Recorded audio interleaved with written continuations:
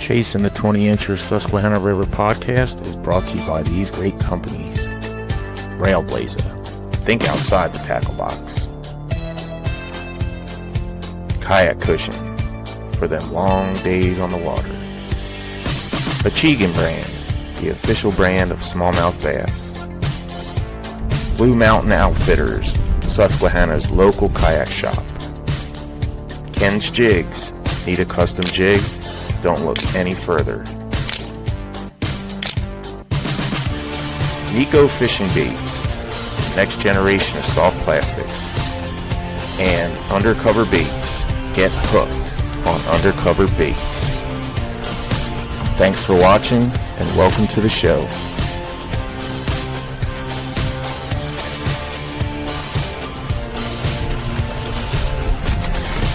That's 20. That is a 20. Grab your gear, let's hit the water. Paddle and fin where the vibe gets hotter. Kayak fishing, straight talk, hear the stories unfold.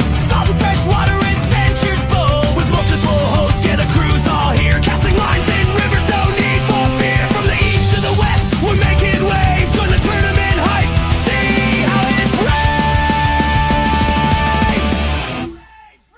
Paddle and fin, we're on the go.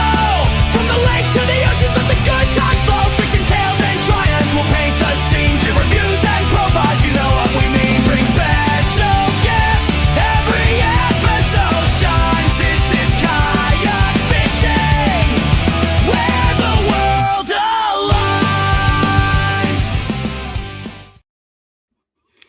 All righty. What's going on, everyone? Sean, how you been? I still haven't done much fishing. I fished a little bit from the shore, but I am just chomping at the bit to get out on the kayak, man. So how about you? Yeah, I was planning on going out yesterday and today, but I just have so much stuff to get caught up with here.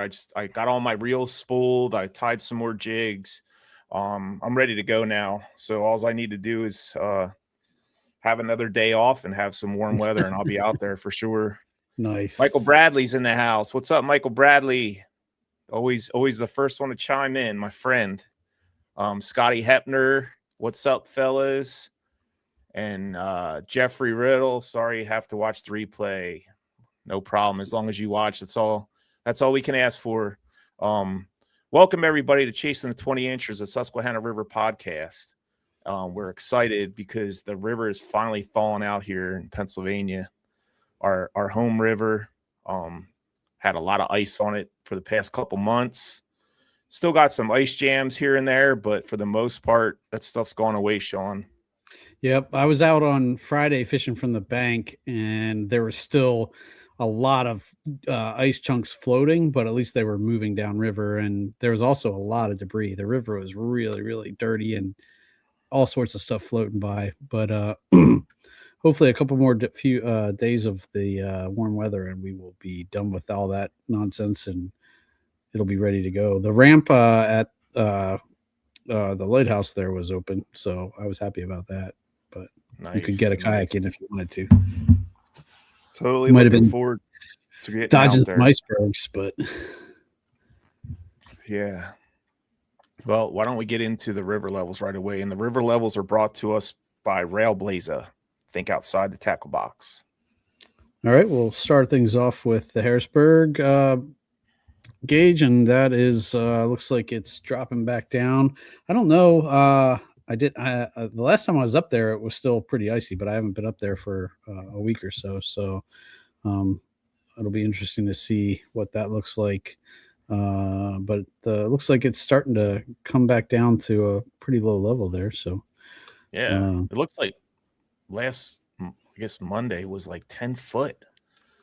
I think that might have been ice dams or, giving way or something. Yeah. Yeah. All right. Well, then we'll go to the West Branch, Lewisburg. Lewisburg is also headed back down to normal at 4.50 feet. After that, we'll jump down to Marietta, kind of down in my neck of the woods here. and that is also tailing off towards the bottom. Hopefully that's all just the ice melt going away and kind of getting back to normal levels. But that one's dropping down to 37.39 feet. Yep. And then last but not least, the North Branch Towanda. Towanda's on an up. A little bit of a rise there. A little bit of a rise they got going on. 3.17 feet. So yeah, that's probably also from ice up there. Yeah, I'm guessing. Yep.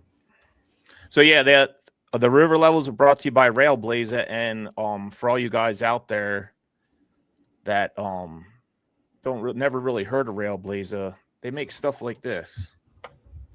So this thing here is a little spool station where you can lock the line in there and stick it to a table. It's like a big suction cup, locks in place, and you can spool your stuff without actually having somebody have to stand there and hold a pencil through your spool for you while you're spooling your stuff up.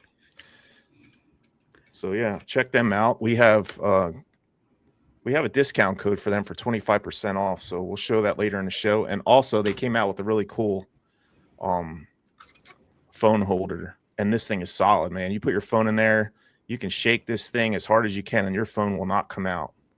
So they got products like this all for your kayak.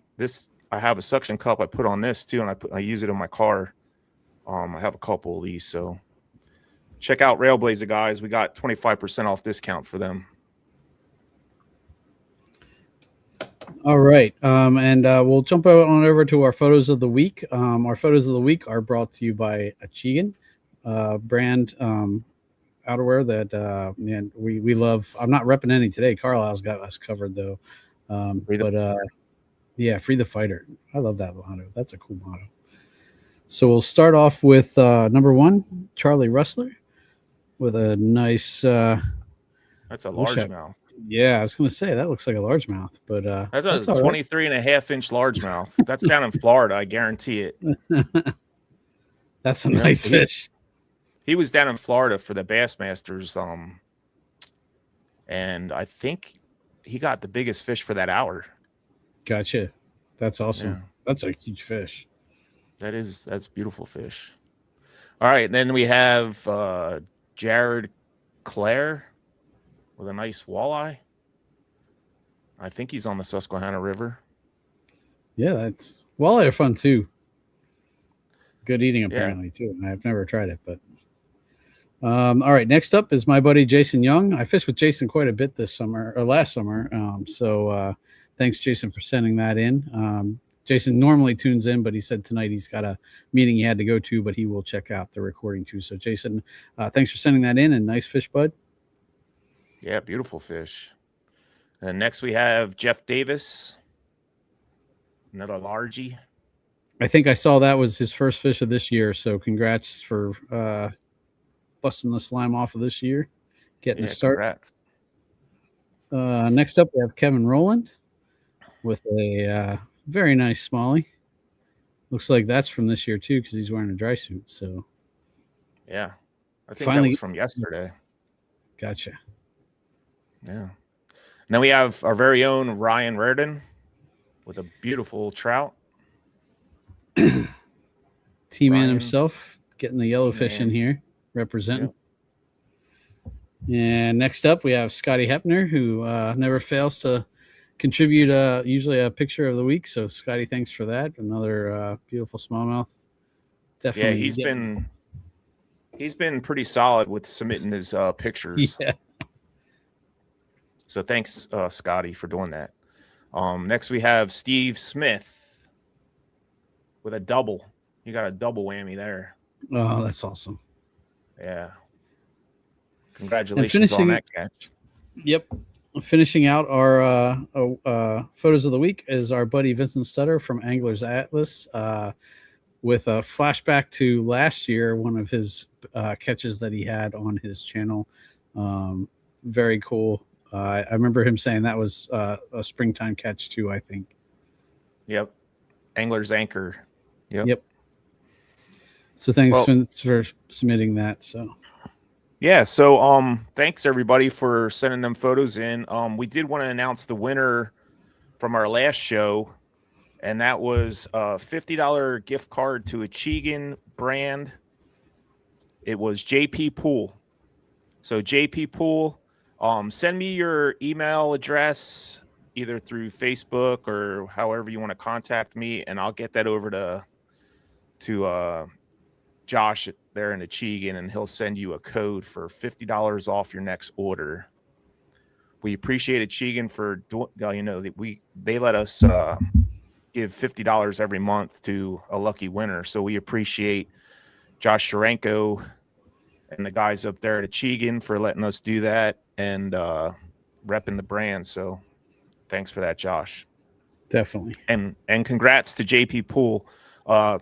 We're gonna do it once a month, guys, and we're gonna let the chat kind of pick the winner as far as the photos that are sent in. Whoever gets the most votes on their photo will win that $50 Achigan brand gift card. So what do you think, Sean? We got a special show for you guys tonight. We have the team of Undercover Baits. There's still a couple guys that aren't in the green room yet, but we have at least 4 or 5 guys back there right now. And what we wanted to do tonight, guys, was we wanted to help everyone catch fish with these baits. So we basically want to kind of share what. Oh, Carlisle froze up again. There you go. So now he's back. Why don't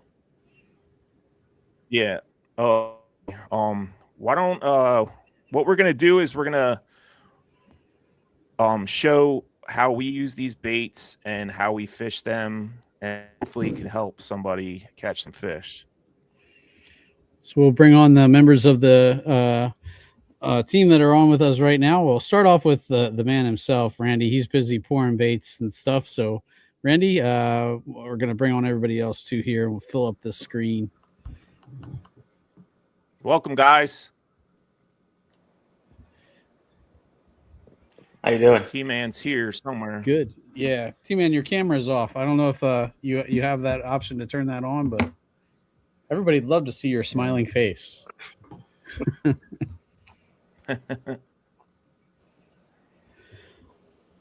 So what's going on, fellas? Yeah. Can you all hear us? Yep. Nothing much. I guess we can start off by just going around and letting everybody introduce themselves. And we'll start off with that and just, introduce yourself, where you're from, and kind of how you got into fishing with Undercover Baits. Yeah, who wants to go first? Let's start off with Jake. Yeah, my name's Jake. I'm actually from Maryland and the Frederick area. So I've been fishing with Undercover Baits for about 3-ish years. I got introduced to them, went to a show, and also worked at B&B Lures in Hanover, Pennsylvania. That kind of got me introduced to their baits, and kind of just it took off from there, and I've been using them for forever after that. Awesome. Nice. Yeah. Brent, you want to go next? Sure.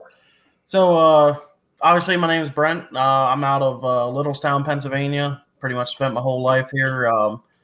So I was actually turned on to Randy and Undercover a couple years back, right when they first started carrying them down at B&B's there in Hanover. That's how I met Jake originally. So they started carrying it, and was never really introduced to it until them guys showed me, and then started working the open houses once I started competing more and more with MLF, and Randy was also doing them. So I got in.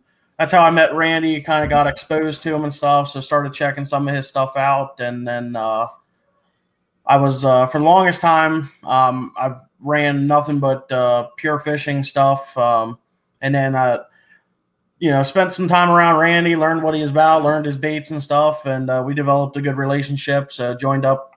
We used a bunch of his baits last year, and then this year up and joined the pro staff to help them expand even more. So looks like looks like now I'm here for the long run. Nice. Awesome. All right, Larry. Okay, Larry Okonski, live in the Harrisburg area.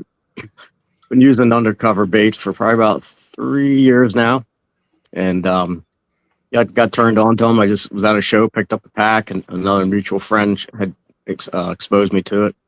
And baits just catch fish, and I like to support local business, and within an hour's drive from my house. So, good job. Nice. What about Bill? How you doing, Bill? Good. How you doing? Good. Bill Durborough. I'm in Greencastle, Pennsylvania. So I'm just across Pennsylvania from the Maryland state line. Actually got introduced to Randy by Jake Harshman. I had a trolling motor take a crap on me a couple years back, and I was in a bind, needed one for a tournament until I could get mine repaired. And Jake reached out to Randy, and Randy let me borrow his motor. Never even met him before, spoken to him before or anything, and he let me borrow his Torpedo until mine was repaired. So that's how I met Randy and started using some of his baits from there. I already kind of knew about some of them from Jake, but started using them a little more and more, got to see what he had to offer, and he had a lot of stuff that I like to use. So especially a lot of the collars regionally. So that's how I got to hook up with Randy. Nice. T-Man, are you there? T-Man. Oh, yeah, he is. Lord help us. And there goes the show. No. T-Man, just in time, brother. We were just kind of getting everybody introduced. Just tell everybody where you're from and how you got introduced to Undercover Baits. So I live up here in Old Dauphin, PA, right by the statue that everybody talks about. Josh Sims hooked me up, and it all started with, hey, try this color fluke and then try this colored swim bait. Well, after that, the rest was history. And yeah, that's the only swim baits I throw now, and the only flukes that I throw. Yep. That's basically how my story went too.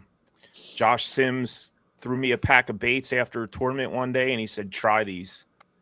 And I was like very intrigued by the smell of them at first. I was like, wow, man, I'm in love with the smell, first of all. And then once I started using them, and then it was a Morning Dawn swim bait. I was putting it on the back of the Morning Dawn Chatterbait. And then I started fishing with Larry, and Larry really got me into the Twitch, which is the fluke style bait from Undercover. And yeah, the rest is history after that. And they straight out catch fish.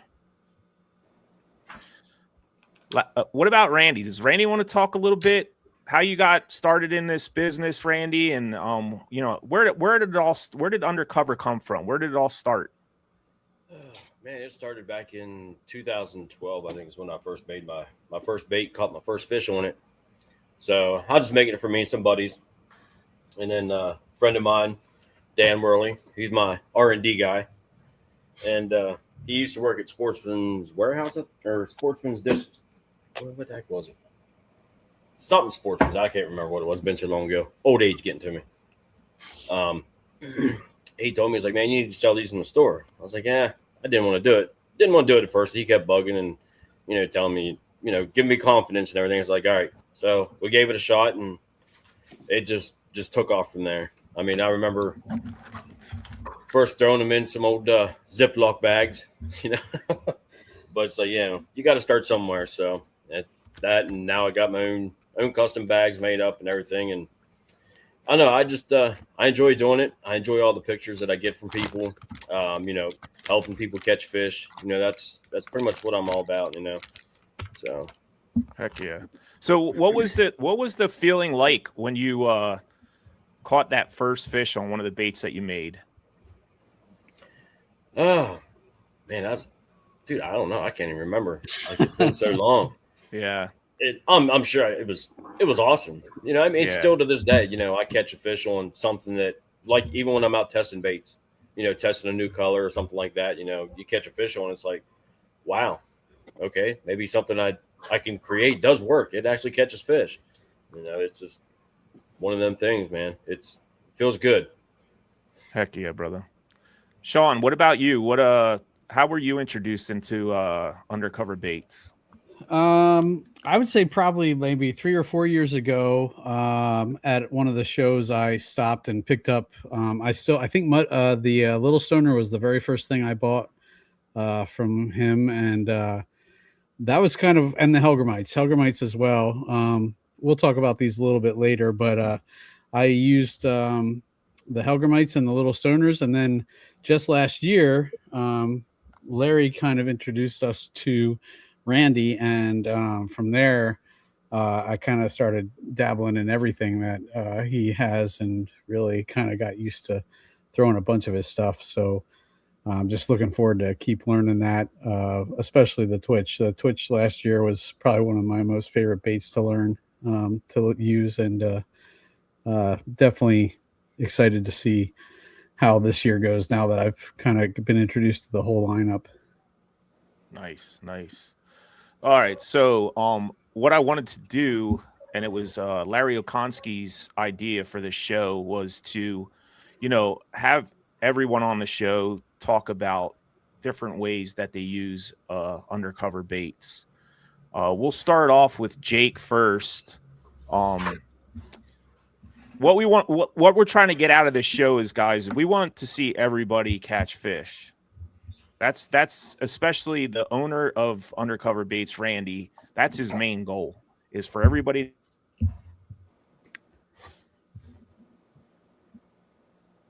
Damn, Carlisle, you're in tonight already.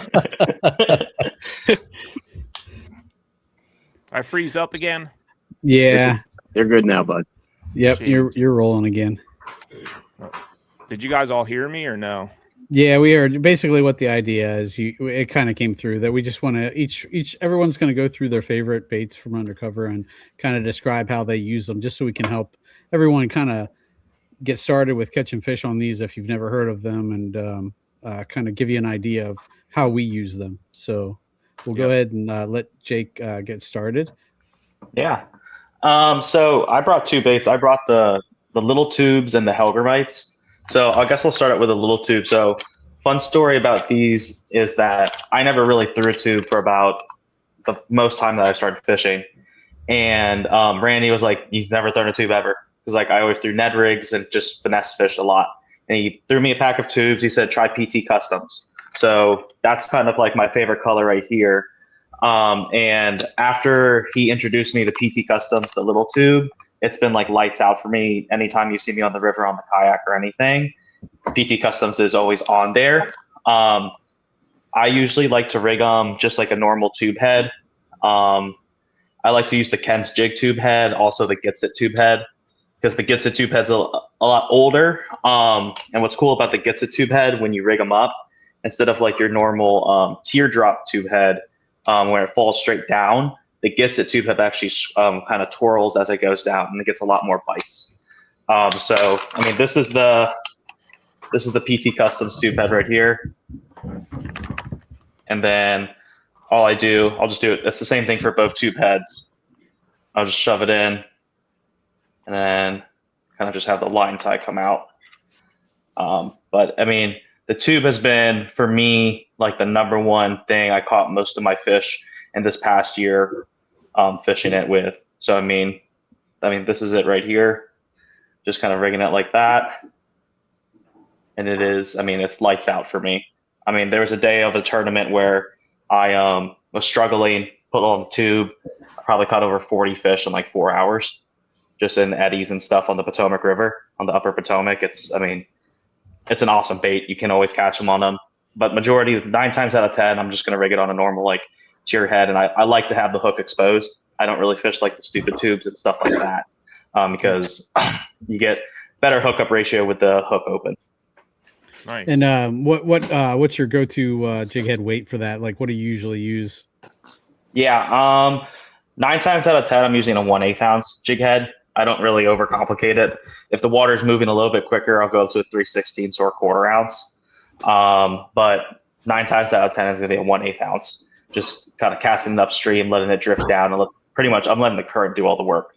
And then if it's stuck in like an eddy or something like that, that's when I'm going to start moving it, dragging on the bottom, maybe a couple little hops then and there. But majority of the time, it's the current that's doing a lot of the work. Randy, what does PT stand for? PT Custom. So normally, whenever somebody wants me to like come up with a color or try and match a color, when I do match a color, I like to throw my own little twist to it.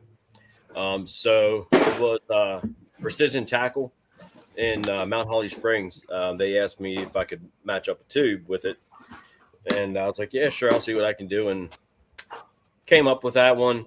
Went out, tried it, and I mean, it was crazy. I mean, it nonstop fish catching tube. That color is just awesome. So I was like, all right, well, Precision Tackle, they're the ones that, wanted me to come up with it. So I was like, all right, I'll give them the name, the PT Custom. There you go. So, yeah. I mean, it's the best tube. Never threw a tube for like a year, and it's been lights out. It's always on the rod. Doesn't matter summer, winter, fall. It's always on there for me. Nice. Yeah. Then, do you want me to talk about the Hellgrammite too? Sure. Yeah. So I've always fished the Hellgrammites. I only really honestly fish the bigger one. And I rig it like 2 ways. One is just like a Texas rig, super simple, casting it upstream. But one of kind of like the older ways that not a lot of people like to rig it anymore is a Charlie Brewer head, a slider head. So pretty much what the Charlie Brewer slider head is just like a jig head with an EWG hook on it. So gives a little bit of weight to it. You can cast it further, and it like goes. It's weedless. That's the biggest thing for me, is having it weedless. And what I like to do, I can't take credit for it. If you guys know Creek Fishing Adventures, so he likes to rig his sideways. So kind of he was the one that like kind of taught me how to fish a Hellgrammite for a long time. So I actually started to rig mine sideways just like this, and just kind of casting it upstream and deep water with that little bit of weight. It works really, really well. And then a cool way that I started experimenting with last year also, just like your normal Nico rig, I actually started a Nico rig, the tube. So I put the Nico weight on the head of the Hellgrammite, and I just rigged it just like a wacky rig. And then I used that a lot last year too. Caught some pretty big fish. Yeah. It's a new way. I mean, just tried it, and it worked. So started to put it in my arsenal and use it a lot more. That's interesting. What size hook do you use for the Nico? That's a great question. Assuming a 1/0 is what I'm using. Nothing crazy. Yeah, nothing crazy. I like to use I have the weed guard on it, but nothing crazy. I mean, you can use it without the weed guard. You'll be fine. But it just feels better to have the weed guard on it. And then you can always also throw it just on like a net head too. Always works. But those are kind of the slider head and just weightless is kind of my 2 favorite ways to rig the Hellgrammite. Nice. What kind of determines which way you're going to try first? Just depth of water, or?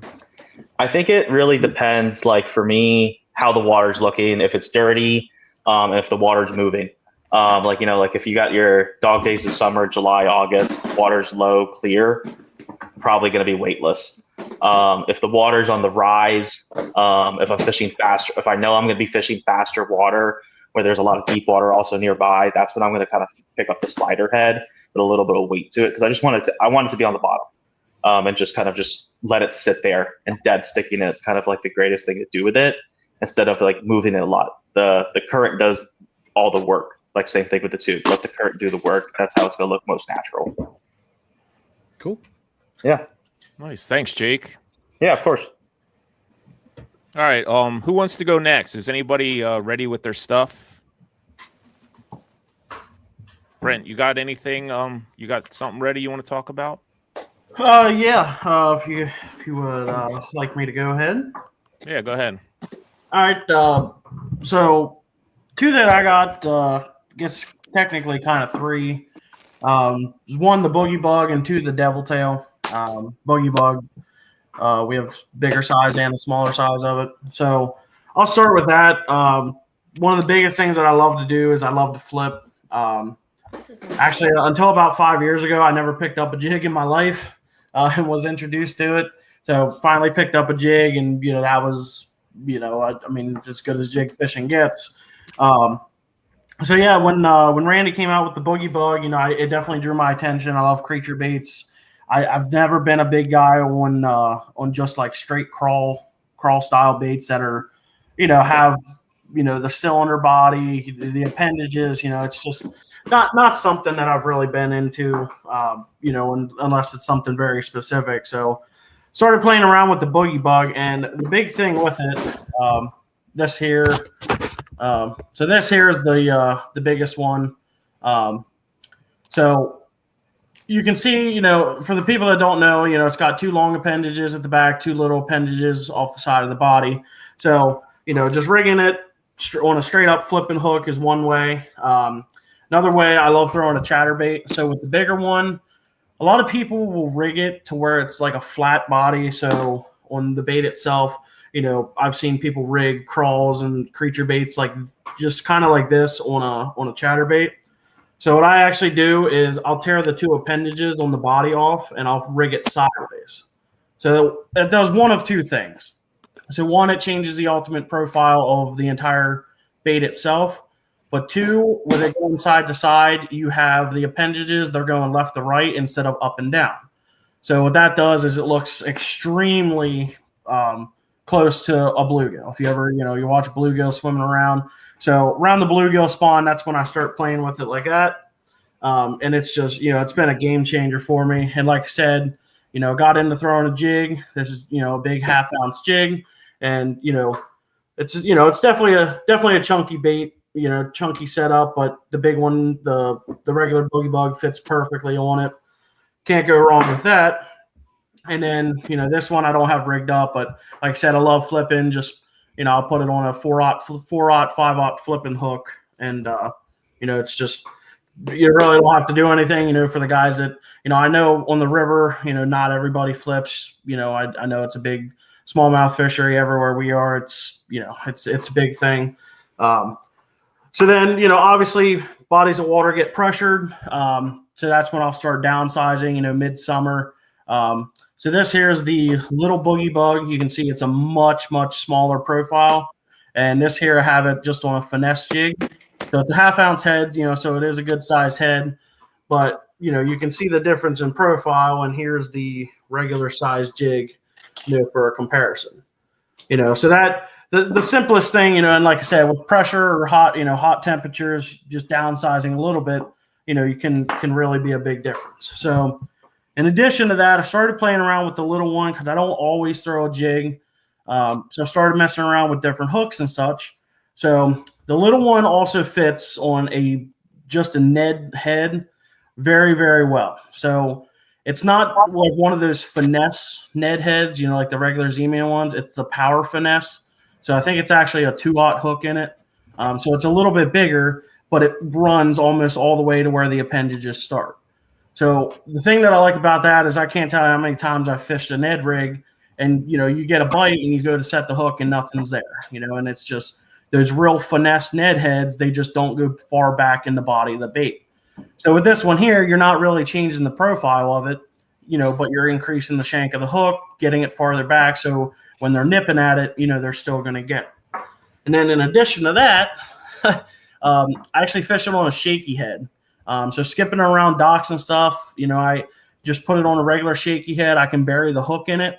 It skips really well, and I don't have to worry about snagging up as much because a lot of places that we fish, a shaky head worm is the go-to Power Finesse. It can be finesse, but it can be a power type deal. So, just throwing it on that, helps with fighting against, getting hung up and stuff because you don't have the hook itself exposed.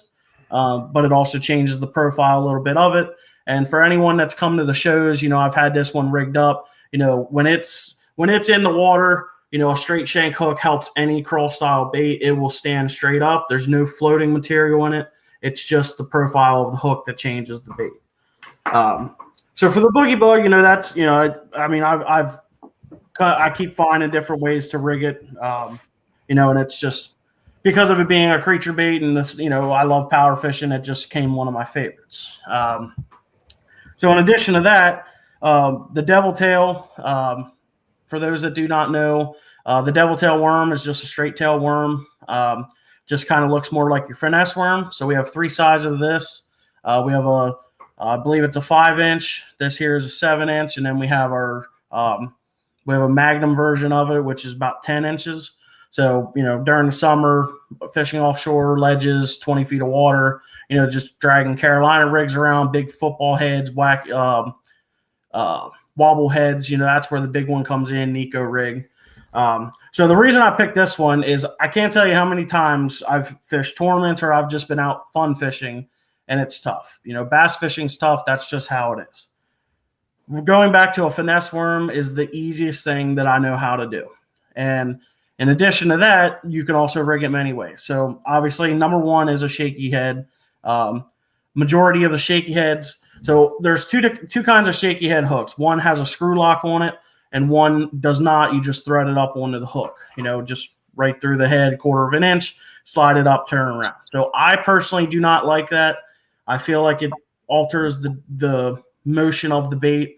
And I'm very specific on the ones with the wire lock on it. So the best one that I found is actually the one that the Boogie Bug's on. This is an owner, and it's a strong hook, but it's a finesse hook. But the spring itself, it's a thick wire, but they made it to where it bends very, very easily. Some of them you get them to where the screw lock itself is so stiff that even messing with it with your hands, it just doesn't want to get out of the way. And I don't like that. I really feel like it, plays a big thing when it comes to, fishing the bait itself. So shaky head's the number one thing. I feel like everyone's fished a trick worm. That's, trick worm's kind of what started the whole shaky head thing. The other thing of why it became a favorite is on the one side, it's got the fat end to it. So it's a flat, the top of it is perfectly flat. So whenever you go to screw it onto a screw lock, you have no problem getting it started. So many worms, trick worms, finesse worms, they taper off at the very end, so they don't sit right on the screw lock because of how thin they are. And I know people, I've done it myself. You take a brand new one out of the pack and you bite the head off of it just to flatten it out. With this, you don't have to do that. And that's what really started it. The other thing, I know Jake said he does it with the Helgramites, is a slider head. So I was introduced to a slider head. I'm going to be honest, I don't personally care for the weight to be mounted to the hook. So what I do is I just do a Texas rig. I will take just a tungsten weight, put that on my line, and then I'll tie on either a regular worm hook or an EWG hook, 2-aught or 3-aught, depending on what size that I have. And then if I want to peg it and have the weight down at the head, I can. If I don't, which I usually let the weight free, and I'll just throw it around. And it does the same thing as the slider head itself does. The only difference is if you go, I usually fish it with a 1/16 ounce tungsten weight. The big thing is specifically down on the Potomac during the summertime, you're fishing 6 feet of water, but the grass that comes off of the bottom, it comes up about 4 feet. So it's really only 2 feet under the surface. So with fishing a 1/16 ounce weight, you don't have to really worry about the current, but as it hits the water, it's only got to go 2 feet. So it hangs down in that open strike zone very, very long. And as soon as it gets to the grass, you can feel the tungsten hit. And that's when I'll, give it a little twitch. And as the weight comes up out of the grass, the bait is just getting to it. And as soon as it starts to pull away, they'll come out of the grass and smack it. And that's why I keep it separate. And it's just, it has not let me down. It's caught big fish for me. It's caught small fish, and it's caught numbers. So you got to have an Old Faithful. And I mean, the first thing I think I ever picked up when I started fishing was, just a worm, because you could walk in any Dick's Sporting Goods, Walmart, any fishing store, and you could find trick worms. That's just that we used to leave school, go there, buy a pack. We'd have a pack of worms, a couple hooks, and a rod, and we went to work.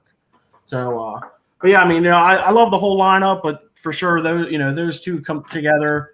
Power and Finesse, they're my 1-2 punch pretty much no matter where I go, with the exception of when I'm on a hard bait bite. Nice. Well, before we get to the next one, we're going to take a 30-second commercial. We'll be right back.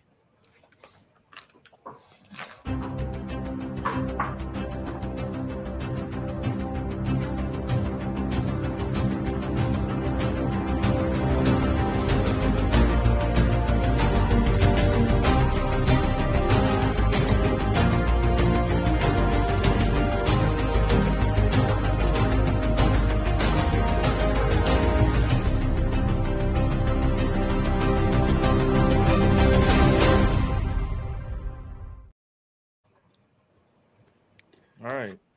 Welcome back, everyone, to Chasing the 20 Inchers. We have most of the team of Undercover Baits here, and we were just going over some of the stuff that all the staff uses and how they become successful. Randy's over there squirting worms. There's Randy. All right, Larry, you want to talk about some of the baits that you're confident in with Undercover Baits and kind of how you use them? Sure. All right. So the first bait I'll talk about is the whirly grub. Yeah. Hold that up again. There you go. Yep. That's a good value. 8 come in a pack. I'm typically using that only in cold water. So anytime ice off to probably about 43, 44 degrees. That's And perfect timing right now. yeah, I'll be using that this coming weekend. The great part about this is its flapping tail. It just sits there and just do nothing. Let's let it in there. A little bit of current will make that thing float around, catches their A lot of attention. action on that. Yep. And most of it's, my favorite color is goby and apple pie. Just rigged on a, I just have to have a handy Z-Man nethead bait hook. Yeah, Works just as well. Nice. And then sometimes dress it up on a jig. That looks pretty. Yeah. So, and again, just find netty, pitch it in there, let it sit on the bottom, wait for the tug. Pretty simple. It's like you'd work a tube or any other bottom jig. But I solely believe that flapping tail, all it does is pick it. Definitely works. And then I know you want to talk about the twitch. You and I rig it a little bit different.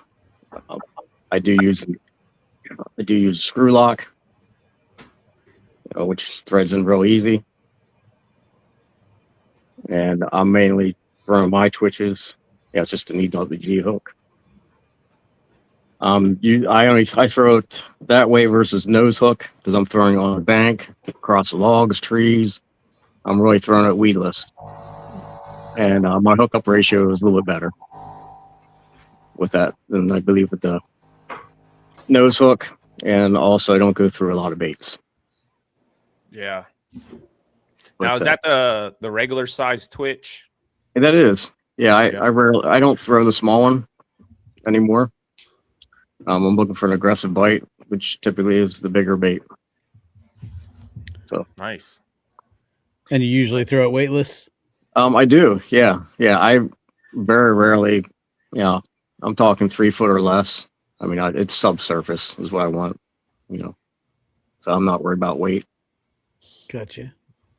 Yeah, I know when they're on that thing, they're chasing it before that thing even hits the water sometimes. Oh yeah, for sure. If they're on that, any bit of top water bite, and you got a lot of weeds floating, grass, you do really well with them. Nice. But that's all I got, guys. All right. And thanks, what size Larry. EWG do you use there on that, Larry? Do you know off the top of your head? That's a secret one. I won't spill that one yet. Okay. All right. No worries. Thanks for your information, Larry. Yeah. I mean, I can tell you. Yeah. I mean, it's a 3 or 4 size hook, but the brand, I'll keep that little All secret good. right now. All good. Yeah. Yep. Yeah. All right. Wow, Larry, maybe I want to try a new hook. Yeah. You don't work for trout anyway. And I'll figure it out. Oh, you probably already have. So. All Bill, you got one heck of a little storage thing going on behind you there with baits. Very impressive. Yeah, that's the part that looks organized. Everything else is a complete mess. What do you got for us, Bill? I thought I would just cover a range of chatterbait trailers. There you go. That'll work. So just one specific bait. He already touched on one, but it's kind of one that's kind of my spring staple. Because of course, dirty water in spring, chatterbait's a big player along with spinner baits. But Definitely. when it comes to your dirty water, stain water in the spring, I like to throw the boogie bug, full size one, on a jackhammer. That thing looks sweet. Yeah. I just found with the boogie bug being 4-inch baits, bigger profile, and it seems like it stays down better in the water column. You can beat and bang down in the bottom and the rocks a lot better than say a paddle tail or a typical minnow profile. It stays better. It doesn't have that lift. Definitely. Nice. Definitely. So I like that in the spring. I prefer that. And then, of course, kind of what Undercover's known for, their chatterbait trailer, is their booty shaker. Oh yeah. That's the Blazing Crawl collar, which will play here in spring as well. Oh yeah. Of course, that on just a jackhammer. Yep. I was going to say one of the coolest things about Randy's baits too, a lot of his chatterbait trailers, they were purposely made to match up to Z-Man colors very, very well. So that definitely makes it really easy to match up with some of Z-Man's kind of cooler colors. Absolutely. That, and he makes some pretty killer regional colors that most of us are aware of, and this is one of them here. Susquehanna. Also run the paddle tail. I think it's the 375 rib tail, and I'll run that on the gold shiner collar.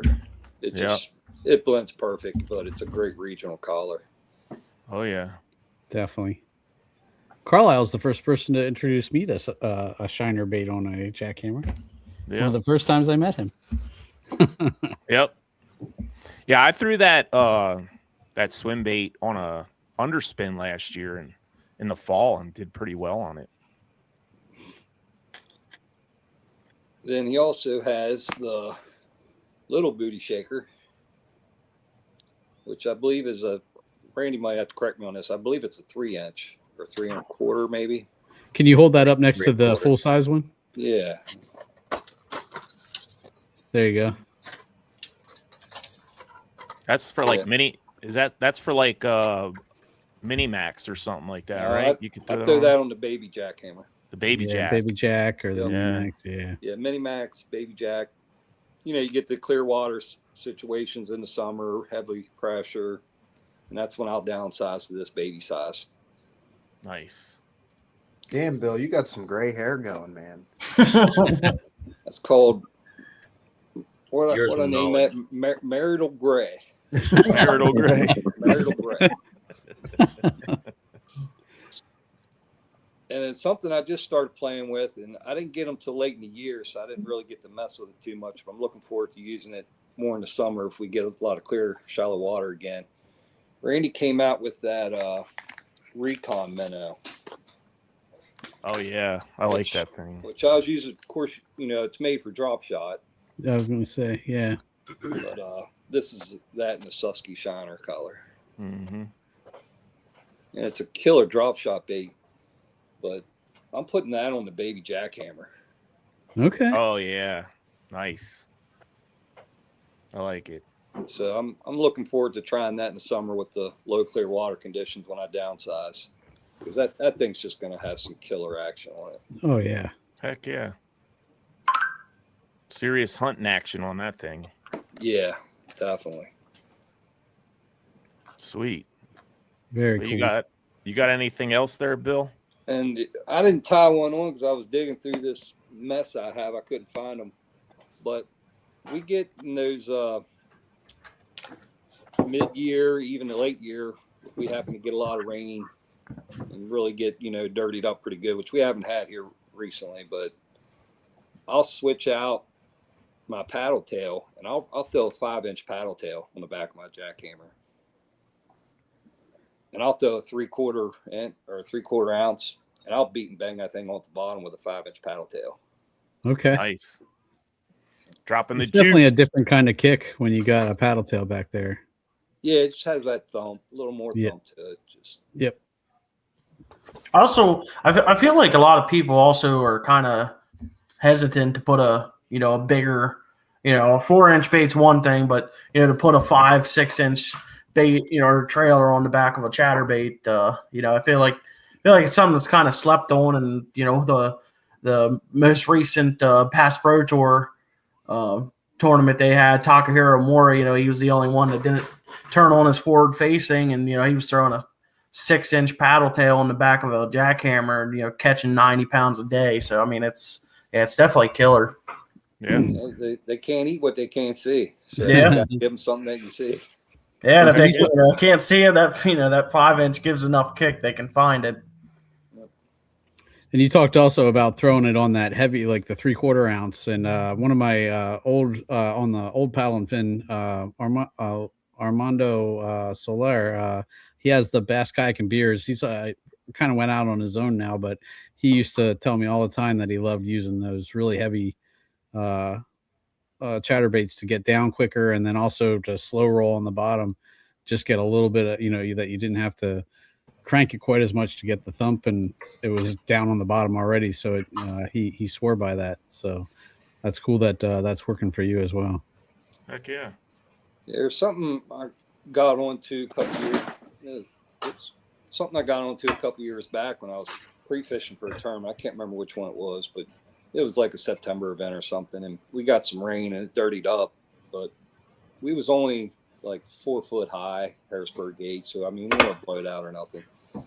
And typically everybody goes straight to the bank, super, super tight to the bank. And I was noticing that I'd get like 10 feet off the bank, pull my lure up out of the water, and I was seeing fish even in the muddier water, like right at the surface chasing. And I'm like, man, they're not tight on the bank. They're like getting in cover off the bank that you can't see. And that's what turned me on to that 3/4 ounce chatterbait with that big paddle tail. I started doing that, and there'd be wood or chunk rock you couldn't see. And instead of getting tight to the bank, they would just tuck behind that little bit offshore stuff. Yep. And you beat and bang that through there, and I started picking them up, and it really keyed me in on that. Nice.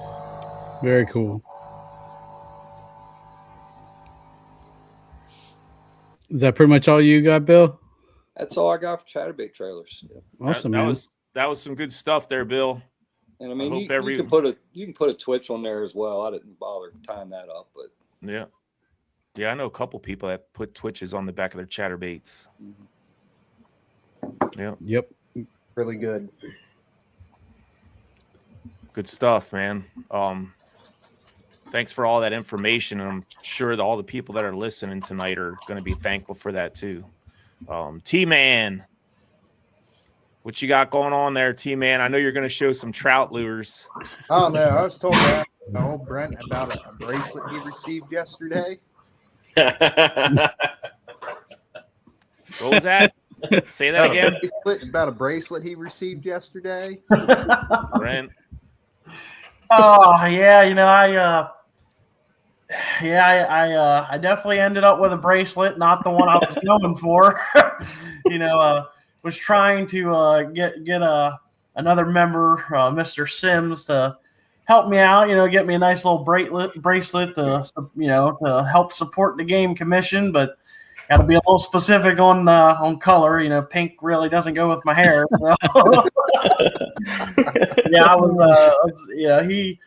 So I watched him walk away from the table, and I knew he had a bracelet, but I knew it was probably a pretty good color, because his face was red as an apple.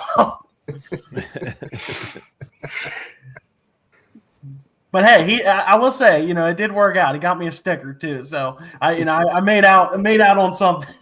There you go. There you go. Casey's asking, what are the top sellers? That would probably be a good question for Randy. Top sellers. Oh man, it depends on the time of the year. Like wintertime, a lot of the little bubble butts, the Ned style baits, whirly grub. Let's see. Springtime, smaller, the little crawls, I guess. And I think I do sell a few of the little boogie bugs in the springtime too. But definitely, like the most that I sell will probably be tubes. I would say tubes and swim baits probably be the biggest ones. Cool. Nice. All right, T-Man. What do you got? Save the best for last, just to get on Bill's nerves. He chose trout worms. I'm leaving. Hey, well, it is chasing the 20 inches, but it doesn't say bass or trout. It can be either or. True. Yeah. True. We didn't specify. Well, it's actually a pretty funny story about this. So I get a messenger message from Mr. Randy back in December, I believe it was, and Josh said to him, "Hey, Randy reached out about getting into that, color-wise, what to do." I guess there was a couple of shops down by Randy that were asking, "Hey, can you do this?" And I was blunt and told him, "Keep it simple. Don't go crazy with it." Gave him a list of colors to go off of, and he was nice enough to send me some, and I was going to pay him for it, but Randy is Randy. And moral of the story was, like, this time of the year, there's not much left unless you're going up for wild fish up north. House projects got in the way, and I told him I'll try to get out, and ended up doing that on Christmas Day. And I didn't really take notice of how many were in the packaging and all that. Pulled out the packs, and I'm looking. So for $5, right, he sends you 20 worms. 20. So that in itself is really good. I did tell him to make the material, if he could, on the plastic side, keep it softer. Just because the state's going more towards your rainbow trout. They don't have teeth, and the action's going to be a lot better in current situations and all that good stuff. Went out the first day with them and absolutely beat the piss out of them. Between the scent, the softness of the bait, it put power bait to shame. All these other guys that are making trout worms are making them, A, they're too expensive. B, they're not giving you enough.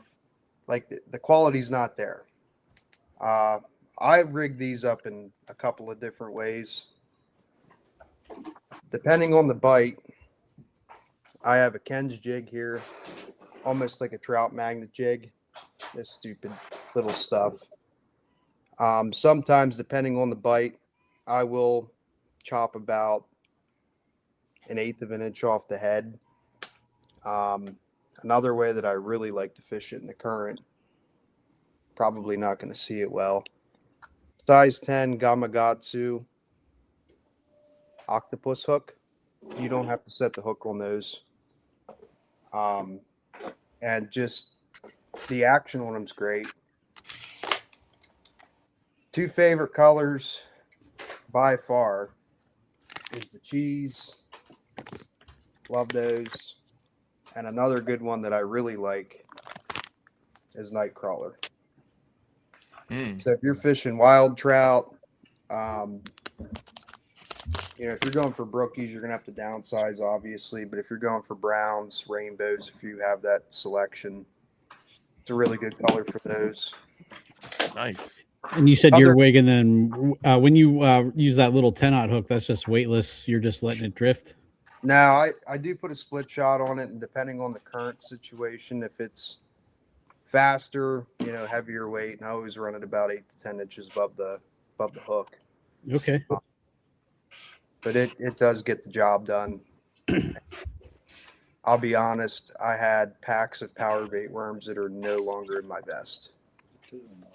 I went out yesterday in the morning, and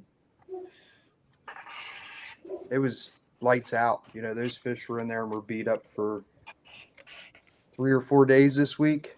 So low clear water conditions, smaller creek, and they went out there and outperformed what most other guys are going to throw. And I do believe a lot of that is between the action and the scent. It's good stuff. I also got into the rib 2-inchers. I think that's going to play into my arsenal this year for bass fishing on the river when it's low and clear. That tail, again, the softness of the bait between the tail and the action. There it is. There it is.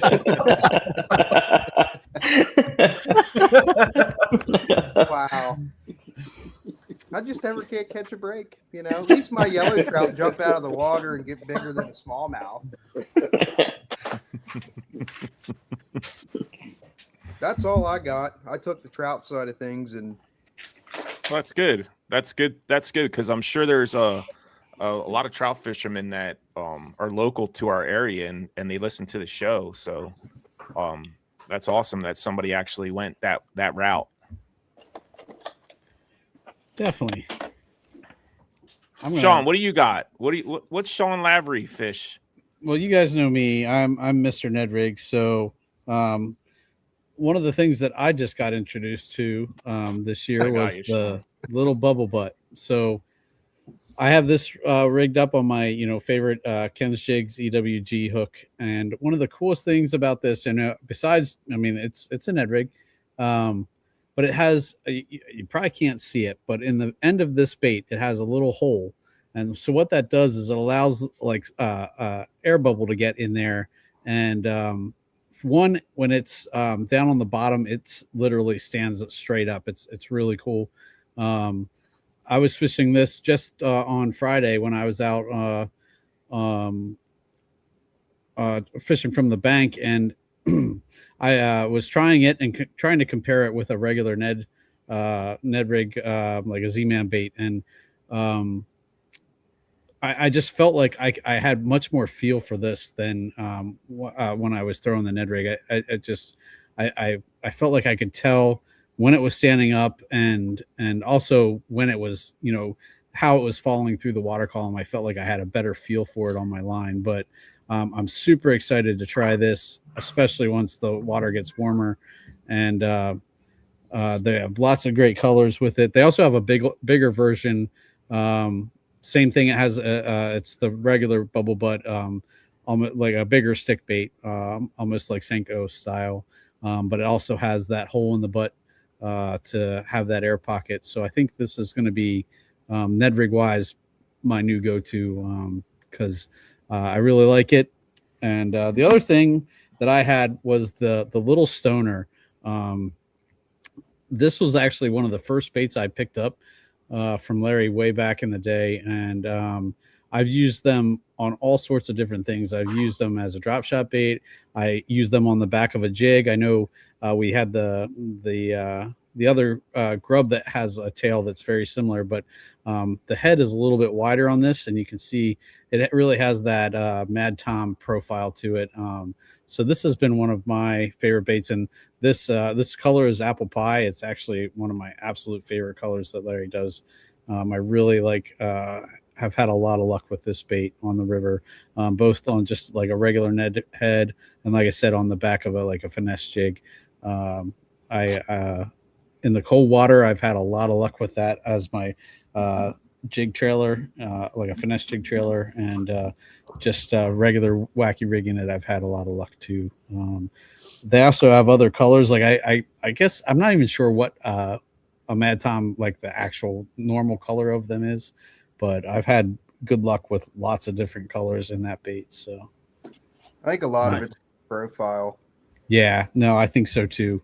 But there's a Um, couple of bait companies that came out like and have a similar mold to that, and they for me they price themselves out of the market. They almost price it like you're getting JDM stuff straight from Japan. And Agreed. it's like, why? You know what I mean? But Randy keeps his prices, especially on that, compared to, I'm not going to mention companies, but there is quite a few that really overprice themselves on this for whatever reason. I don't know, but that's just my 2 cents. Agreed. So definitely check them out, guys. If you're a finesse fisherman at all, like I am, that's my go-to, especially when things get tough. I think they're gonna play well for you, just like they have for me. So, all right, Nice. Carlisle, how about you, man? Well, I got a couple here. 2 of them we already went over, but I rig them. Well, one of them that Larry talked about, I rig a little differently. For the first one I have is, see if I can get the little crawl, and this is peanut butter and jelly. And what I do is I started tying my own jigs this year, so I put the And little. he's crawl. already crushing it. Look at that. That's peanut butter and jelly on a little micro finesse jig. Just tied this one today. I'm looking forward to catching some fish on that this spring. So, and I do, what I do is here's one that is not on a jig. I bite off probably 1/8 of an inch off the tip of this just to get it to fit right on the finesse jig. I'm going to be fishing that a lot this year, so I'm pretty excited about that. And then my other one here, That looks like is- money. I'm not gonna lie. Yeah, that's a fish catcher. this here is the little twitch, and let me see if I can get it to focus. Oh, And damn, the jig's coming out now. Now what I do is I nose hook it, and a lot of people, you'll go through a lot of baits doing this when you nose hook. But what I did was, see if I can get it to focus here. There you go. There we go. All right. Yeah. So I put a screw lock in the nose, and it's a Gamakatsu screw lock. I screwed it in there, and then I just take that little, I think it's a number 1 hook, and I went right through the loop of the screw lock. So that hook is not coming out. Are you throwing a 1/0 hook? Yeah. It's like a drop shot hook. Gamakatsu. Did you look into the octopus hooks for those? I've tried the octopus hooks, but for some reason I use 2 different hooks, BKK and Gamakatsu.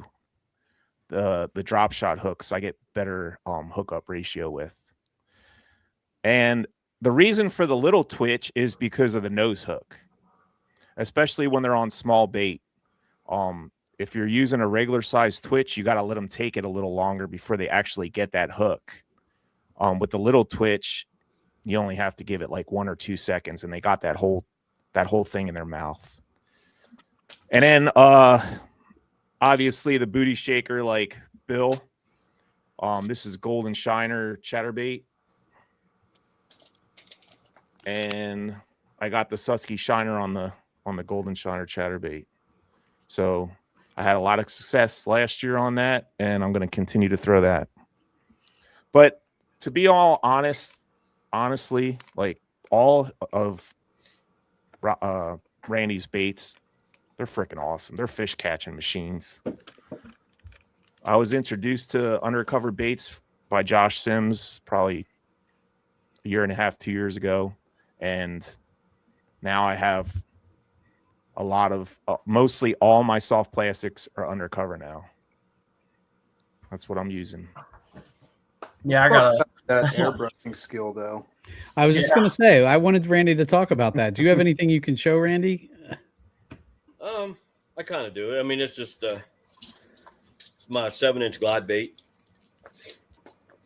See, Randy likes to pretend he's well, he doesn't pretend. He is a humble guy, but his airbrush skills are amazing and only getting better. So we've seen these firsthand, and I can tell you, man, they're definitely some good stuff. It's probably, I would say that glide bait's probably my favorite bait to throw. And it's just, you never know what you're going to get on that thing. It could be musky, smallmouth, largemouth. I mean, stripers. I mean, it's crazy what you can catch on that thing. I just love it the most. And then, I enjoy everything that I make. I throw it all. Probably, if you ever see me out on my kayak or my boat, I can guarantee you 9 times out of 10, there's one bait that I will, well, okay, 2 baits. One would be a tube. And then the other one, hold on a second, would be this little guy. It's a little 2-inch swim bait. Yep. So this is to make sure I don't get skunked. Yeah. Well, you trout fishing too? Hey, buddy, I caught a 4-pound largemouth on this thing. All right, that was in my daughter's pond. But yeah, I mean, if the day's slow, I mean, I'll just tie that on my ultralight and I'll just go out there and you catch everything: sunfish, creek chubs, smallmouth, largemouth. I mean, anything is going to eat that little guy. So it saved me a lot. They're all the, you know, the real small finesse baits and stuff, you know, that a lot of people see, you know, that, you know, they, you know, kind of think more towards panfish and stuff, but you know, I mean, that some of the fish that these guys are catching, you know, like the little shads. I mean, I remember throwing them for crappie, you know, growing up, and you know, catch 14-inch, you know, crappie on one of them, and it's just, yeah, I mean, it's the options are endless, and that's, you know, that's the greatest thing. And you know, I mean, the colors are just, you know, they're world class. I mean, I throw a lot of the little stuff too. I have a little creek near me that feeds in. It's like one of the bigger tributaries into the Potomac, and I'll bring only the small stuff on like my BFS rod just for fun. I mean, like 6-pound test, and it's like a ball. You catch like over 40 to 50 fish, and then you'll run into a couple like 16 to 18-inch smallmouth. I mean, it's game on. And just using like light line. A lot of guys don't do it anymore, but it's a lot of fun, and it's a really good way to catch them. Oh, what a rookie. You got to use that BFS 4-pound test on the Susky. That's where you become a man at that point. Now, so just, you know, real quick on the side, if you don't mind me asking, directly for Randy. So, for those, you know, I know Bill had mentioned that, you know, we have a lot of regional colors, Susky Shiner in particular.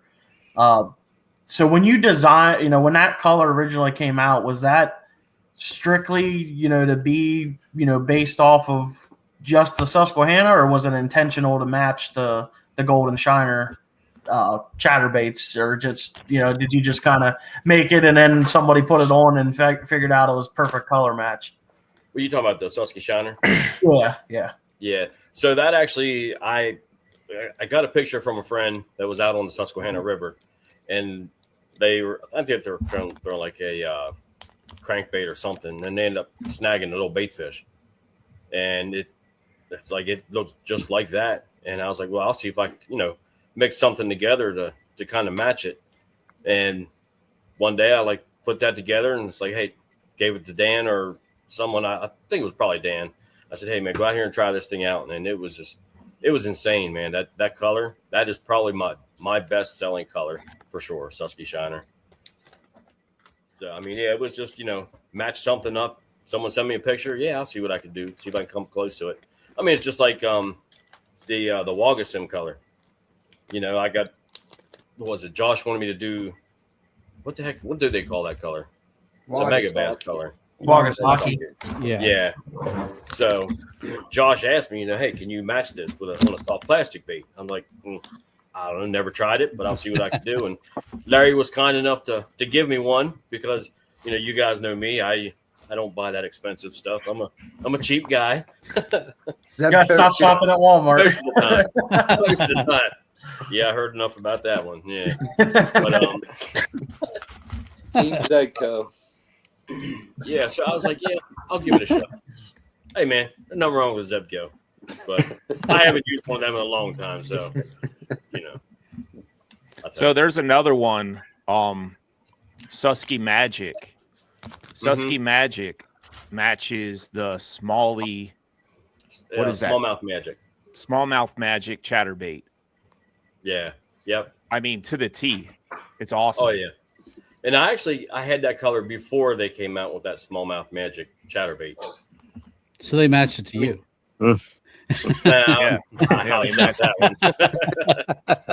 Yeah, it's actually it was a Kitech color, Smallmouth Magic. But I like throwing my own little twist on it, you know, adding some different flakes or something like that to it. And I mean, there's another one, you know, there's Kitech discontinued the Sexy Violet, I think is what they called it. Yeah.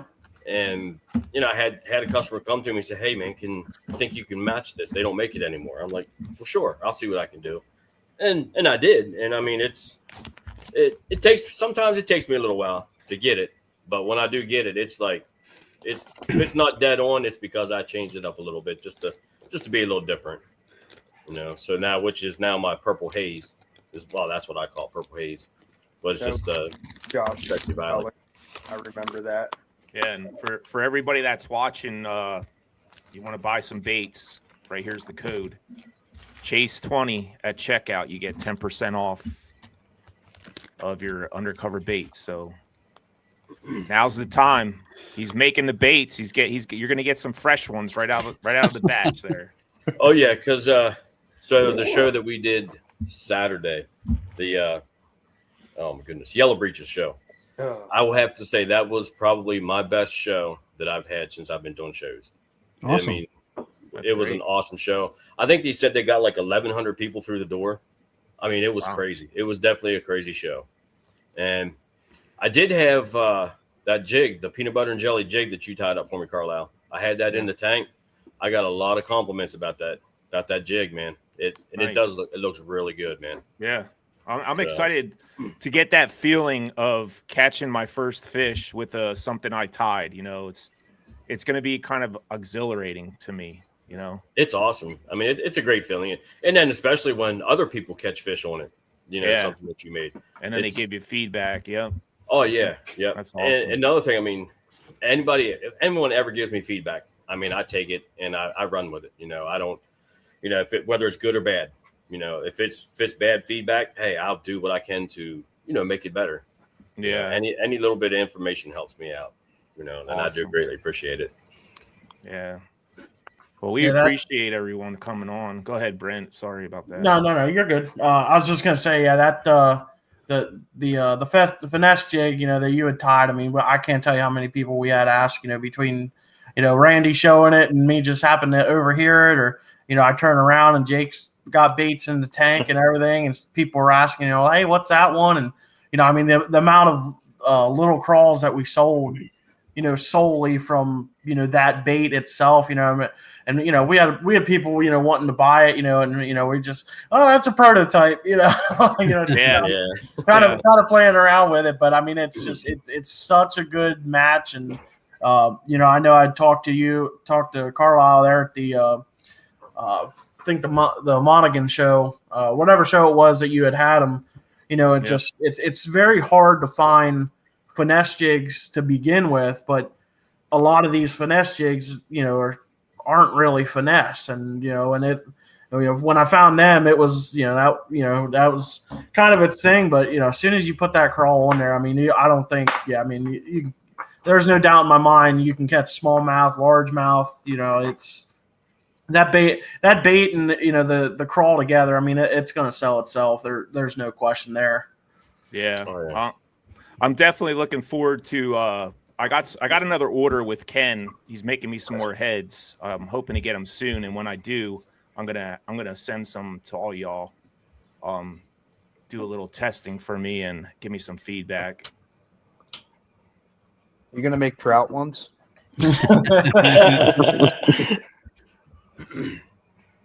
I told you I got that really small. I think it's a size 4 hook, 16th ounce jig. I mean, that would be perfect with my baby crawls that I have. I think that would look really good.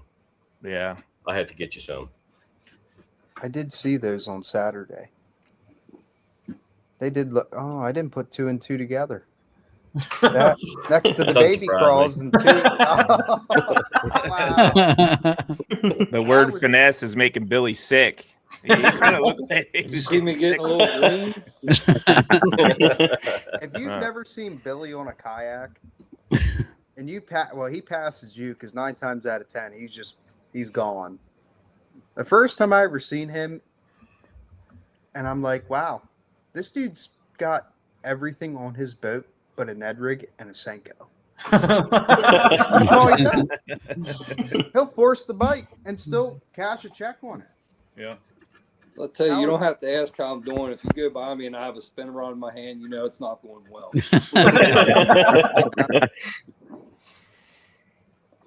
I mean, that's good you confirm it, though. I was going to question whether or not you even owned one. Oh, I do. Carlisle, can you blow Billy's picture again? Yeah. Huh. So I see a bin with an orange label on the top. Oh. It says Ned rig. He has Ned rig. I have I have 2 Ned rig boxes, actually. Yeah. Can I buy that first Ned rig box off you? No questions asked. Yeah, No. that's some sneaky stuff. Did you see the amount of dust that came off that when he pulled on it? Hey, I do have to fish Lake Erie sometimes, so I got to have that stuff. Yeah. Oh, damn. I want to check out Randy again.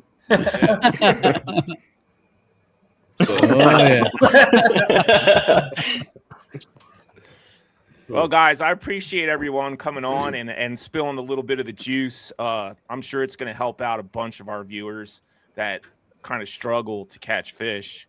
We did show a lot of cool techniques and a lot of cool baits, and you just got to go out there and learn how to fish them. Oh yeah, for sure. That's the biggest thing. Like, put the time in, get out there and learn different techniques, because it's going to make you a better fisherman all around. Yeah, I'm not definitely. I like finesse. I fish finesse, but I'm a power fisherman too. So I've been trying to, up my skills with every year learning something new. And I think it just makes you an all around better fisherman. And to have baits like Randy makes available to us makes it even better. And if you guys have any questions about the baits or how we rig them, that kind of thing, just reach out. Randy's definitely good with sharing information. I know most of us here, there's a few things we keep, to ourselves that, a little bit of secret sauce. But for the most part, everybody's pretty open with how they rig them and how they use them. So definitely reach out if you have any questions. We'll be happy to help you. Or even if you have an application that you're wondering, anything about it that you might want to ask Randy, about, feel free to reach out. Can you make me some of these? What the heck is that? Well, if you'd stop shaking it, Ooh, That's a JDM. that's a wake bait, isn't it? Yeah. The game crafted. Yeah, I'm it sure don't I work could on find something. It don't work on the river. It's in the trout box. You tell me how Smalley wouldn't hit that. They were not a fan of that. But Believe I it mean, so I do have one more show. This will be my last show coming up this Saturday. It's in Berkeley Springs, West Virginia. So that one, it will be, I'm just going to have all my discontinued stuff. It's usually what I take up there because they have I guess it's the high school bass club. Or it's a bass club that they have up there. And there's kids up there. I mean, they work their butts off at that show. And now I enjoy it. I go up there and at the end of the show, I'll give those kids an empty bag and I'll say, all right, hold it open. And I just dump stuff in there for them. That's just the look on their face, they're just happy, so it makes me happy too. and then after that, we have B&B's open house. So that's what is that? The 19th, 19th to the 22nd of March. Yeah. So, I mean, if you guys have any more questions, I'll be there. Brent and Jake, they'll also be there. So, I mean, just feel free to stop by and, pick our brains. I'm sure we can hopefully answer any of the questions you guys have. Me, like I'm an easy guy. I mean, I just go out. I just love being on the water. That's my thing. Whether or not I catch fish, it don't bother me none if I don't. I'll just take a nap. I don't care. But yeah, I just love being out there, and then getting all the pictures and everything from everybody, the feedback from everybody. That's why I do what I do. So nice. But yeah. Does the gold brighten up your day though when you see that nice yellow trout? That was a pretty fish. Sure. Oh yeah. I'm not gonna lie. I mean, when I was a little kid, I didn't know any better. I went trout fishing, but now that I've grown a little bit, I like my smallmouth, my largemouth. Yeah, but look at the coloration on them. Look at the coloration on that. It's so unnatural and so beautiful. I always like them because you can spot them from a mile away. Well, that's when you use the gun like take the old 30-06 and blow a hole in the back. There it goes. That's a PA. There we go. Yeah. Yeah, I mean that's that's a heck of a fish, no doubt. It would. I'm very sure. That would taste extremely well. It's about the only thing trout are good for. I'm not sure if I showed you them yet. Oh my goodness! There you go. It would look really good next to a mountain, and we're going to take a walk and look at this real quick because we're going to show yellow trout. Yeah. My prize. One of these days, I'll get time to finish that. I just got too many orders now to take care of, and some other things in the works. That's a good problem to have, right? Private moment now. Yeah. 27 inches of gold, baby. 27, and then Chelsea's deer because Oh, nice. Just sit in my freaking tree stand. So, Randy, that show you got coming up next weekend, that you said discontinued baits. Is that when you put out all the $2 baits, like just piles of them? Yep. Oh yeah. So I'll have 5 tables, 5 8-foot tables with baits just scattered everywhere. Yeah, that's I mean, when you do that, that's awesome. I mean, really, there's nothing wrong with this stuff. It's just stuff that I've accumulated over the years. I forgot to maybe add a certain color, or discontinued bait, something like that. This stuff still catches fish. Oh yeah. If it's not a good enough seller for me to keep making them, I can't hold on to them. I gotta let them go. So I figured, $2 a bag, you can't beat that. You can't beat that. Nope. You walk out of there with a big pile of baits for pretty cheap. So. Oh yeah. That's awesome. Before we go, I seen a comment. Somebody was asking, where is it? Let me see if I can find it here. All right. So we're going to go around. We'll start with Sean. Here's the question. What's your biggest smallmouth on the Susky? On the Susky, I have a 21.5 on the Juniata. That's my PV. But Susky, I would say probably like 20.5, 20 3/4. Nice. Mine's 20. Randy, what do you got? I think a 20. 20. That I'm aware of, that I've actually measured. Like I do a lot of jet boat fishing too, and I just catch them and toss them in the water. I don't measure them on the jet boat. But you don't throw them on the bank? You're supposed to throw them on the bank. Yeah. Mm-hmm. Jake, I would say about 20 inches for me. Okay. I would say on the Susky 20.5, but the Upper Potomac it's 20 3/4 for me. I feel kind of special, kind of blessed because I don't bass fish the Susky a ton. My biggest that I had that I measured, and I caught a lot. I grew up on the catwalk there in York Haven.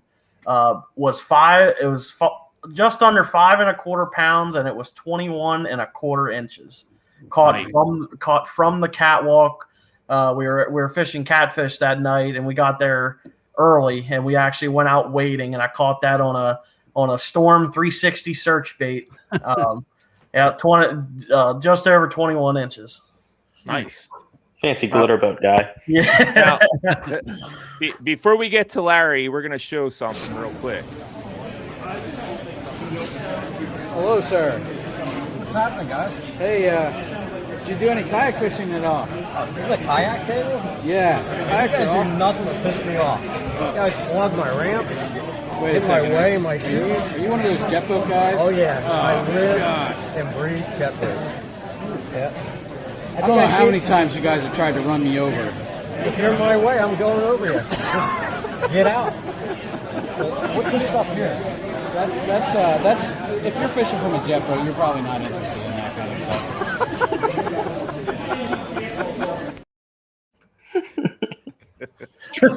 Oh boy, Larry. Yeah, I was gonna come on tonight as pissed off Larry too, or angry Larry, whatever you want to call it. Man, you got a heck of a temper. Yeah, I left it go. Little guy, big temper. Yeah, but yeah, no, I fish out jet boats too, so it's all good. I'm gonna tell you, it was caught on a jackhammer, and it was 20 3/4. I'm sorry, no, it was on a mag draft, 20 3/4. That's my biggest. 20 Susky. 3/4. Nice. Yep. You weigh that fish or? I did not. No, it was an October fish too. Well, I know you caught a pretty big one this year in the fall. That weighed like close to 5, didn't it? I wish I had a scale with me that day. That one was probably the heaviest one I caught. That was on Randy's tube. Nice. Audacious. But that was like, that fish was only like 19 and a half. But it was like, no, it was 19 and a half, 20, I think it was, but it was really heavy. Yeah, it looked heavy. What about Bill? I have 3 of them that all went a 21¼ Nice. Nice. I haven't been able to beat that yet.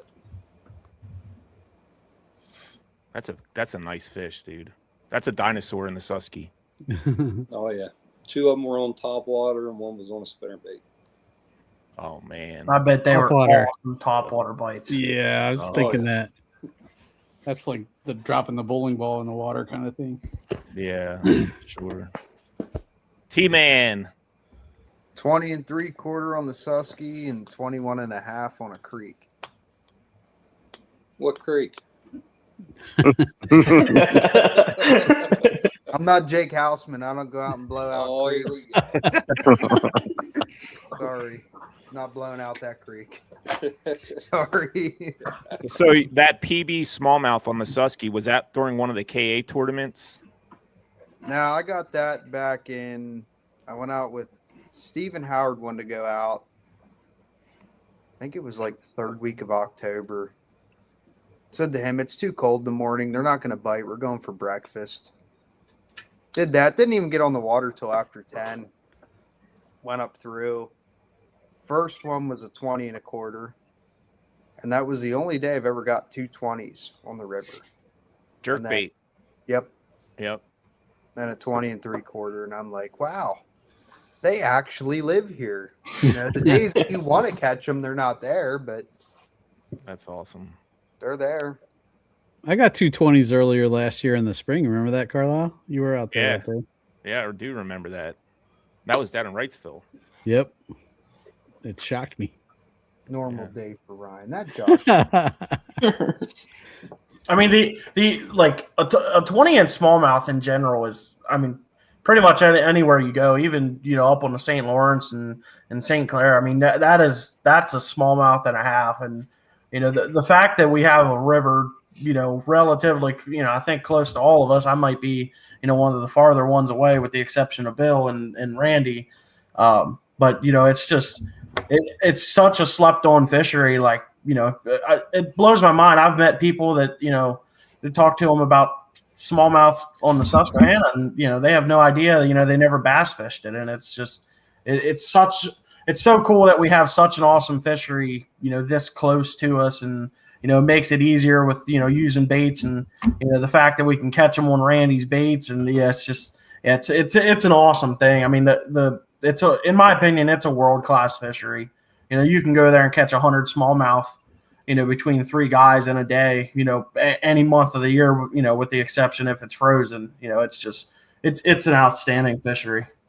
Yep. I wish PA still did their angler awards like used to. Like I got this for one of my first 20s. They'd send you like a cool patch and like a certificate. I don't know if you can see this, but they discontinued that, and a lot of states still have that. I was just talking to somebody from Ohio. They have like the Fish Ohio Awards, and they still do it. But I don't know why PA stopped doing that. But I was kind of disappointed with that. It's all about the money. Show that first thing again, Sean. So it was a patch, and they changed the patch every year as well. I have Brook 2 trout. Oh, yeah, that's right up T-Man's alley. Yeah, the bank. You could get a one. I forget. They had a whole list of what they call citation fish. Like for a smallmouth, it was 20 inches. I can't remember what the largemouth was, but all you would do is take a picture of it on the board, measured, and send it into them, and they would send you that certificate and the patch. And I have like probably 2 or 3 patches now from the 20 inchers that I've caught, but they discontinued it, I think, last year or the year before, and I was really disappointed. Maryland has the cool one though. They have the Master Angler Award, and that's kind of a harder challenge to hit. Yeah, Ohio has one where if you catch 4 different species, I forget it's like the next tier up that you can get to. But I think Maryland's like multiple. You have to do like all the species on the list to get the master. It's like I can't even imagine. Like it's all catfish, smallmouth, snakeheads on there, carp, everything's on there. Yeah, I mean, I'm with Sean on like I don't like, and I don't get me wrong. I love Pennsylvania. I'm born and raised here. I'm very happy to be able to tell people that's where I'm from. But it's just with the citation stuff. Like there's some and I know Maryland's big on it, but there's some states that I've been to. I mean, that is like getting citation fish is there's people that they dedicate themselves to getting these citation fish, and it's just it doesn't really it doesn't make sense to me why Pennsylvania doesn't do it. And I mean there's there's some places where you even receive you even receive citations and stuff from IGFA, the Game Fish Association, that oversees world and state records, and you'll receive shout outs from them and media exposure. And yeah, I mean it's an awesome thing, and anyone that's ever gotten one in Pennsylvania, there might never be a chance to to get one in Pennsylvania again. So it's definitely an awesome thing. It's sad. Yeah. Well, their thing now is I think originally when I read it, when they got away from that, was share your fishing story with us with this fish and we'll publicize it. Well, that's great, but I don't really want to see somebody holding a 15-inch largemouth and, I caught this on a $2 popper I bought at the local hardware store. Sorry, if that's, what I mean? I'm all for it. Go out and fish, but get the citations back. I mean, we spend all this money on license money every year. Right. Yeah, have some type of turnaround for the anglers, of all, because a lot of the states that do them, they even have like the junior ones, for kids. It's not just just an all around thing. So it's a return on all the money spent on licenses and stuff. That'd definitely be something cool. Right. They take all of our money, give it to them damn trout fishermen. Right. Got to get them golden trout in the water, Got to get them golds out there. All of our citations is hanging on his wall now. I mean, you know how bored T-Man would be, if it wasn't for all of our license money. There wouldn't be any trout without stock trout. Yeah. What was it? Jason said lab grown fish are hard to catch. My internet. But yeah, they're going more towards that. I think if they'd spend more money on putting bait fish in waters and doing different things, that we'd have better fisheries. But as much as I love trout fishing, I'd rather see the Susquehanna get golden chiner stocked. But that's just me. Yeah, And you just be feeding the flatheads. Yeah, yeah. That's what I was gonna say. You'll see 100-pound flatheads coming out. Oh, they go on the bank. They go on the bank with a 9mm hole through their head. I've seen a lot of carp laying on the bank Sorry, with I just pissed bow off and all arrow the holes in them. catfishermen. Yeah, when I go catfishing and they're not eating bluegills and live bait, I'll tell you, cut trout makes one heck of a bait. Live bass makes good bait too. A nice 10-inch Susky smallmouth on my freaking 10-aught octopus hook looks really good. If you see a letter from the Game Commission in your mail, you know they saw this. Chasing the 20s does not endorse. Should there be a Well, what are they going to do? What proof do they have? You admitted to it. T-Man going catfishing. That'll be the day. Hates catfish. They wreck his jackhammer, and then I wreck them. And I'll leave it at that. T-Man goes catfishing. Randy starts going trout fishing, and Bill goes finesse. The world's coming to an end.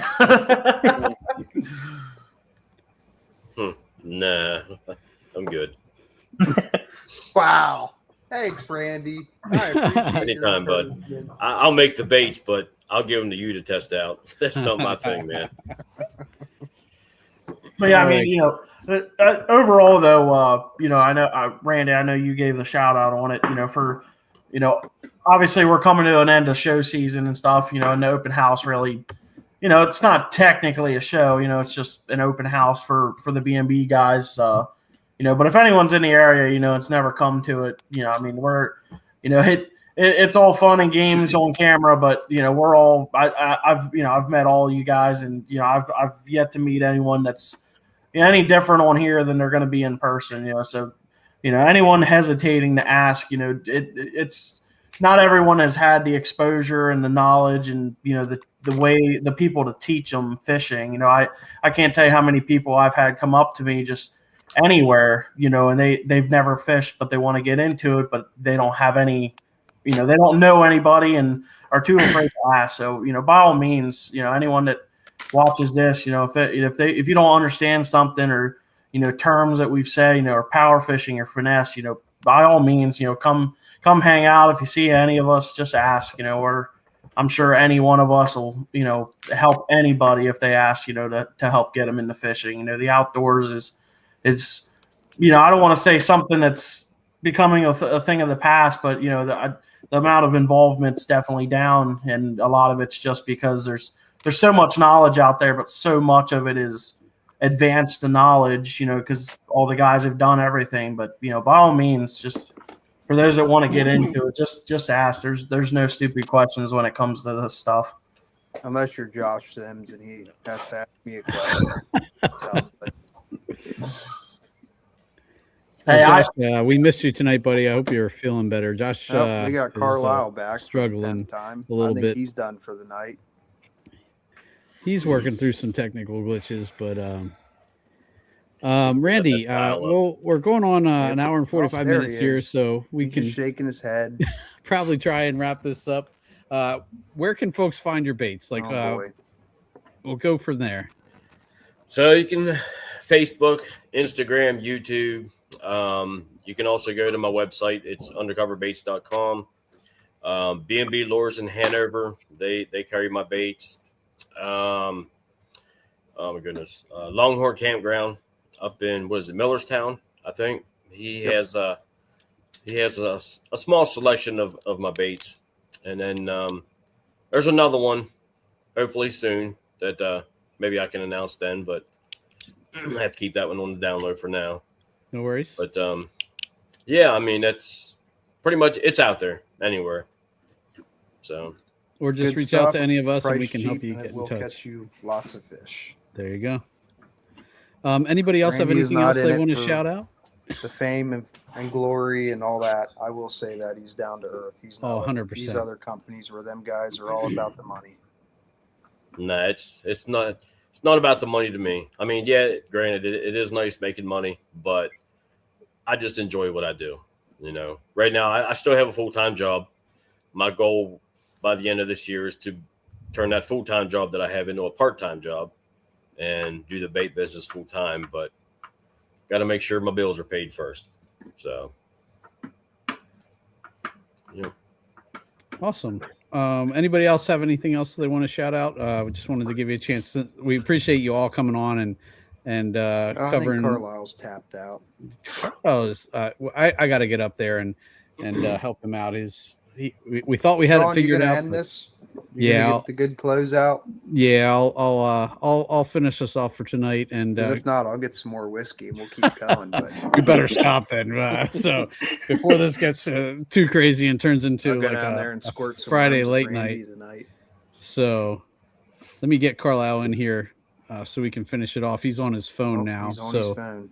Yep, we'll at least get him in here to finish it out, but. We appreciate Carlisle's getting old with technology. Wow. We appreciate you guys coming on tonight. We appreciate everybody who tuned in tonight, especially those of you who are on the phone trying to figure out where the mute button is and unmute for everything through an hour and 46 minutes of our silliness. But just keep tuning in. We'll keep bringing you guys amazing content, and we appreciate you all, and we will catch you all on the next episode of Chasing the 20 Inchers. I hope you guys all have a great night. So thank you so much. Appreciate it, Sean. And Thanks, Sean. Sean. If you talk to Carlisle, tell him thank you. Definitely appreciate you guys bringing us on. Yeah, no problem. Definitely. Let's see if we can get Carlisle back in here. He's struggling. I'm here. Awesome. There he is. Hey, finally figured it out. Woohoo! Wow. Yeah. All right. Well, Carlisle, anything you wanted to add right before we sign off? Yeah, I just wanted to say thanks to everyone for coming on, taking the time out of your weekend to come on and share a lot of the juice. And one more thing, I wanted to thank Vicious Fishing. They're one of our new sponsors. They hooked us up with tons of fishing line for the season, me and Sean. So thanks. We'll have a code here soon for them. They're Japan-based company, Japan fishing line. So check them out. And we will have a discount code for you guys soon on them. And that's basically it. I'm chomping at the bit to get out there. I'm ready for spring. Yes. I can't wait to get out on the water with all you guys. Definitely looking forward to that. Fishing. I'll even go trout fishing with you, Ryan, man. Yeah. All right, guys. Well, thanks again. Thanks everyone for tuning in. And we will catch you guys on the next episode of Chasing the 20 Inchers. Have a good night. All right. Thank you for tuning in to the Paddle and Fin Podcast Network. We hope you enjoyed the show. Don't forget, for future shows, like, follow, share, and hit that subscribe button. Make sure you check out our individual channels and accounts too. Want to be a guest on one of our shows and talk of adventures, gear, or products? Contact us. Thank you for watching The Noob Show with Matt Gibson, Chasing the Tide with Dustin Nichols, The Rusty Hook with John Rapp, The River Run with Adam Fraser Pross, May Contain Fishing with Daniel Woodcock, Chasing the 20s with Carlisle Esterly and Sean Lavery, Friday Night Bites with Brian Schiller. Thanks for tuning into the Paddle and Fin Network. Subscribe and always wear your PFD.